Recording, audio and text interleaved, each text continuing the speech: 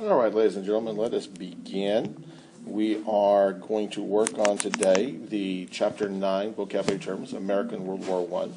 Now, World War I was, just as the title indicates, a war between most of the countries and many of the continents of the world.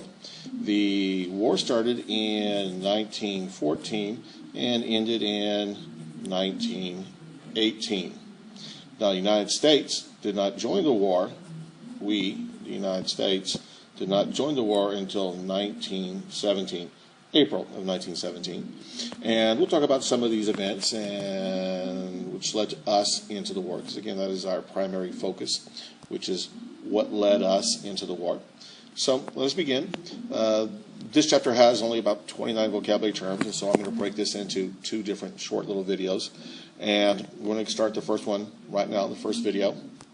We will cover about half the vocabulary terms right now. In the second video, we'll cover the second half. World War I, okay, was started due to four main reasons. There are four main causes of World War I. You have first nationalism, imperialism, the alliance system, and militarism. Now, I'm going to break down these four causes in greater depth a little bit later on in the presentation, probably in the second video. But those are the four main causes. Now, there are events that occurred, like the Zimmerman telegram, the sinking of Lusitania, events that pushed us into the war or brought us into the war. But those four are the main causes. And again, as I said a moment ago, we'll break those down in greater depth and detail a little bit later on in the presentation. Let's jump into one of the main reasons why we, the United States, got into the war, the Zimmerman telegram. Now, Zimmerman was a German official, and he sent a message to Mexico asking the Mexicans to help them fight against the United States, to fight against the United States on the side of Germany. The promise was, once the war was over and the German/Mexican side won, then the lands that had been stolen from Mexico, as many people in Mexico believed at that time, the land that had been stolen from Mexico by the United States, essentially Texas, New Mexico, Arizona, California, would then be returned to Mexico. Also keep in mind, this is only a short period of time after General Blackjack Pershing had invaded, literally, really, invaded Mexico with a huge army looking for the bandit Pancho Villa, which we discussed that in the previous chapter. So there were a couple of good reasons why the Mexicans might be tempted at this offer, and there's a couple of good reasons why the Germans offered. If Mexico could distract America, particularly on our southern border, that would then weaken us, therefore make us less effective in Europe, therefore making it easier for Germany to win. Fortunately for all who are part of this, Mexico did not take up the Germans on their offer, and they did not agree to fight the United States. Okay, they were asked to help fight the United States. They chose not to. Fortunately for them, again, when it was leaked, when the Zimmerman telegram was leaked to the American public, again, part of the yellow journalism, we've discussed that previously, you can well imagine it really upset the American people. And if it had been discovered that the Mexicans had been aiding the Germans, there could have been all kinds of repercussions, mostly negative, toward Mexico. Number three, freedom of the seas. Now, this is an extremely important concept here in the United States, and in large part, this is the reason we went to war with England, the War of 1812, because they were stopping American ships, seizing American sailors and pressing them into the British Navy. And it is, by definition, from the seas, a belief that all nations have the right to sail the seas unmolested, unhindered. As we have grown into a large naval power, as we have grown into a large industrial power, we need to sell our goods all over the world. And if our ships can sail unmolested from port to port, that's great. If our ships are being harassed, that's a problem. The Barbary pirates in the early 1800s, late 1790s, early 1800s, had been harassing American and other shipping for a number of years. And in the early part of the Jefferson presidency, he sent a naval force and the Marines over to deal with the Barbary pirates and put them down, partially because of, again, this concept of freedom of the seas. The Barbary pirates were hindering our freedom of the seas. We went to war with them. We won. Freedom of the seas continued. The next item, number 4, the Lusitania. Now, it's a British passenger ship. Pretty simple. It was sunk by U-boats, and we'll go into more depth what a U-boat is a little bit later on, but it's a German submarine, killing well over 1,000 people, probably pushing 1,200. On the Lusitania were 120 to 130 Americans. Now, the number varies. You see different numbers in different books. The number I've seen most often in different books is 128 Americans. If it's 127 or 129, the number really isn't that important. But there was a large number of Americans who were on the Lusitania, a part of that 1,000-plus people who were killed when they were sunk by a German U-boat. As you can well imagine, this angered the American public. The media was all over it. Again, yellow journalism was still around at this time, and people were clamoring for war. Now, we don't go to war at this time. It's still a year plus before we do that, but this is a part of a building toward that. The fifth vocabulary term, the Sussex Pledge. Now, the Sussex was a ship, like the Lusitania. It was sunk by a German U-boat. Again, the Germans sink the Sussex. We, the United States, America, threatens to break off all relations with Germany. Keep that in mind. We threaten, we don't actually do it, but we threaten to break off relations with Germany. And they, in turn, so we will not break off our relationship with them. They promise not to sink any more ships unless, and this is an important part of it, unless they give a warning first. They're still going to sink the ship. They're still going to blow it out of the water, but they're going to warn the ship first. Now, again, an act of war is an act of war. You're at war. There are civilian casualties. It happens all the time. But what we were really upset with, because of the Sussex being sunk, they pledged not to attack a ship unless they warned that ship first. In that case, the ship could then maybe evacuate some of the women and children, at least send out an SOS, so that way there would be a chance to rescue some of the passengers on board the ship. Let's move on to the next page. Number 6, unrestricted submarine warfare. Think about it for a moment. Unrestricted submarine warfare. Germany attacked all ships flowing.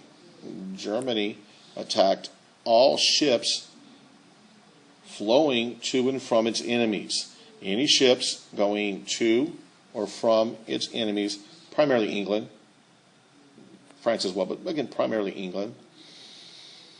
The Germans would attack, sink, if they could, all ships flowing to and from its enemies, including, and this is key, including American ships. Now, this takes place after the Sussex Pledge. The reasoning behind this is real simple. We are in late 1916, early 1917. It looked like America was leaning toward joining the war. And so the Germans felt if they could win the war quickly, before we, the United States, either entered the war or able to send large numbers of troops and supplies to the Allies, they could win the war before we got fully involved. So they started up their submarine warfare unrestricted. If they saw a ship and it wasn't German or an ally of the Germans, they attacked it. Now, this, of course, goes against the Sussex Pledge, but, as I had said, the Germans were trying to win the war before we could get fully involved in the war, which they felt would allow them to win the war. If we got involved, the Germans felt that they would lose. So in order to stop that, they wanted to win quickly, and this is how they did it. Number 7, the Selective Service Act, essentially a draft. the drafting of American men to serve in the military. This starts in 1917. As I said earlier, we got involved in the war in April of 1917. This is just a few months, about 4 months after the 1916 election, in which Woodrow Wilson, the President of the United States, we talked about him in previous chapters, had promised to keep us out of war. In fact, he ran on the slogan, "He kept us out of war." Again, keep in mind the war started in 14. We did not get involved until 1917. And so for almost 3 full years, he was able to keep his promise. He ran on the phrase, "He kept us out of war." Shortly after he's inaugurated for his second term, we're at war. So we began a draft of men to serve in the military. Number 8, Schenck, which is probably the wrong pronunciation. If it is, I apologize to Mr. Schenck. Schenck versus the United States, 1919. The Supreme Court. Now, again, to get to the Supreme Court, you have to go through a number of lower courts. The court ruled that there were limits to free speech, something that had really never been expressed by the government up to this time. And the court system is a 1/3 of our federal government. The court, the Congress, the executive branch. And so the court ruled that there were limits to free speech, that the First Amendment, the amendment which discusses freedom of speech, did not protect words, okay? The Supreme Court ruled that the First Amendment did not protect words that create a clear and present danger to the American public. They gave the example, which is still used all the time today. You cannot stand up in a crowded theater and yell, "Fire." It's not protected free speech. If the person who did that is apprehended after he did that, let's assume that you do that. You're in a crowded movie theater, you yell "Fire," there's mass confusion, there's chaos, people are running and bumbling and fumbling and stumbling, people get hurt, the theater is damaged. The person who yelled "Fire," if that person is caught, is liable for those damages and those injuries. So this is the first time we attempt to limit speech if that speech presents a clear and present danger. Now, what is a clear and present danger? That's the tricky part. It can vary. Number 9, the AEF, the American Expeditionary Force. This is the first wave of American troops that were sent to Europe to fight against the Germans. The first wave of American troops, well over 1 million men, sent to Europe to fight against the Germans. Now, this is what the Germans were trying to avoid when they started up their unrestricted submarine warfare. They were attempting to keep our men. Again, we're looking at well over 1 million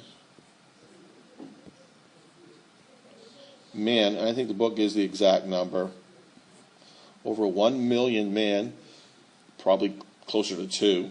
Over 1 million men were sent to Europe to help fight against the Germans. This infusion of new blood, this infusion of new weapons, this infusion of enthusiasm bolstered the Allies who were lagging. I mean, they had been at war in Europe for 3+ years. Millions of lives lost. What would be today hundreds of billions of dollars of damage done. And all of a sudden the Yanks show up, fresh and eager to fight, with all kinds of new weapons, and it turned the tide of war into the favor of the good guys, the Allies. Number 10, General John Blackjack Pershing. We talked about him in the previous chapter. He was the man sent by Wilson into Mexico trying to capture Pancho Villa. He wasn't able to do that, but in this case, we're referring to Blackjack Pershing as the leader of the AEF. He was the American general put in charge of the American Expeditionary Force that was sent to Europe to help combat the German threat. All right, we'll do one more slide, and then we'll stop this video, and then we'll come back with a second video and finish it up. Now, the best-known battle of the entire World War I is the Battle of the Argonne Forest. As it states there, the best-known battle of World War I. It was the final and most important battle for the AEF. Now, again, We joined in April of 1917. The war ends in November of 1918. So we are looking at about 18 months, give or take a few weeks. So we did fight in a number of battles. We fought on the ground using our tanks. We fought in the air. We fought on the seas. But this is really the final. This is the reason why it is so important. The final and the most important battle for the AEF, the American Expeditionary Forces. Over 1.2 million Americans were involved in this particular battle, with 117,000 casualties, dead and wounded. From this point forward, the Germans were beaten, and it didn't take very long for them to surrender. So, Battle of Argonne Forest, Argonne Forest, best known battle of World War I. And we'll talk about one reason why that was in a few moments. It was the final and most important battle for the Americans. 1.2 million Americans participated, 117,000 casualties. Now again, that seems like an awful lot. But keep in mind, there are about 20 million dead as a result of World War I. So 117,000 casualties pales in comparison, unless you're one of those 117,000, of course. But overall, we Americans got away pretty unscathed when you compare our numbers of dead or wounded to the Russians, for example, or the Germans. Again, I'm not trying to downplay the deaths of the wounded men here, but again, 117,000 is a lot, but when you compare it to the millions and millions of Germans and Russians who are dying, the number kind of pales. Okay, let's get off that and go to one of the reasons why the Battle of Argonne Forest was so widely remembered. Alvin York. Alvin York was a man from Tennessee who joined the military. He was drafted. And in this particular battle, he single-handedly killed 25 Germans and captured 132 prisoners. He killed 25 Germans using a single-action, a bolt-action rifle. Captured 132. For this, Sergeant York was honored by every nation on the Allied side, pretty much won every accommodation, every medal there was to win from all the Allied nations. He is the most decorated man from World War I. Number 13, trench warfare.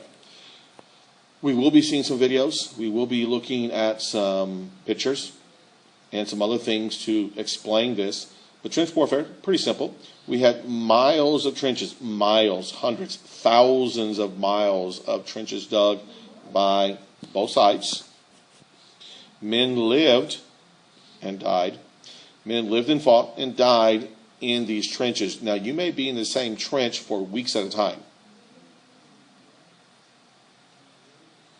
Trench warfare meant often losing and retaking the same trench many times. Over a month period of time, you may go from trench to trench, and later on I will show you some examples of trenches, and you'll get a little bit better understanding of it when you see some videos, some images of it. But from time to time, you may go from trench to trench 4 or 5 times in a month. In fact, I'll give you a little bit of an example in just a moment when I finish numbers 13 and 14. The sides were separated by what was referred to as no man's land. No man's land was the land between the trenches, often bombed out, burned out forest, bombed out, burned out farmland, where life was pretty cheap. Many people died in no man's land. Again, often open territory because of all the forests that may have been there have been blown up, burned down. And so the land was pockmarked with bomb craters. In many cases, there were landmines there or barbed wire. If you got caught in no man's land, your chances of survival were pretty slim. Last one we're going to discuss real quickly before I show you just a little bit of an example of trench warfare, U-boats. Okay, this is a nickname we gave to German submarines. The official name was Unterseeboot. But as you can well imagine, U-boat is so much easier to say. And of course, the German submarines were terrifying. Death from below. All of a sudden, an explosion and your ship sinks. One moment you're lying in bed asleep. One moment you're at dinner. One moment you're standing over the rail watching the waves, the sunset, and torpedo you are torpedoed and your boat is sinking. That's the kind of fear that U-boats could bring. Now, as I said, I want to show you just a real quick example of trench warfare. Let's say we have these large lines right here are trenches. And I'm going to put 2 on each side. Those large green ones are trenches. These little small red ones are lines that connect the trenches to other trenches. And so we have a couple going back over here where there will be more trenches. All of this in here is no man's land. All right, so what we have, and let's come up with a different color here. Let's go with black, that'll do. So what we have here is we have all these men. A little bit difficult to see, all those little dots there are men. And a given order, okay, let's say this are the good guys right here. Here are the Americans, and here are the Germans, okay? Germans over there. And let's say the Americans are going to attack. So at a given signal, probably a whistle, all these men get out and start running. They start running toward the German side. While that's going on, we got artillery going off, we got machine gun fire, maybe we have some planes in the air strafing the German positions. While that's happening, all the German soldiers here are shooting at the Americans. If the Germans don't have enough men, then the Americans overrun and take this position. It's now American. Okay. Well, tomorrow, the Germans mount a counterattack, and here are the German men. They now attack, retake this position, and force the Americans to retreat. They go back here, and now the Germans have this one. Then the Germans attack over here, the Americans counterattack, and then let me get a little different color right here. Let me see what color is pretty. Let's try this one. And now the Americans force, in fact, let's make it bigger. Yeah, there we go. And so now the Americans force the Germans